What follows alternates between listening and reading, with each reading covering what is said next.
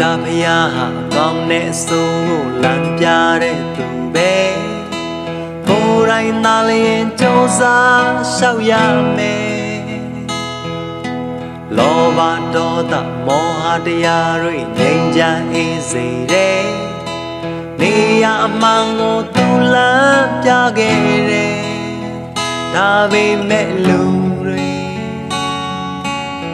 ခလုံးမထီသေး၍မေးလို့ထားပါတယ်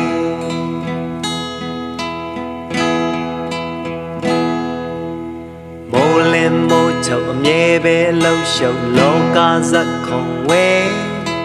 မိုးကရေကအမျိုးမျိုးကကြတယ်သူကြောင့်ငါကြောင့်ခဏခဏလမ်းပြောင်းလူဘဝခရီးပါပဲ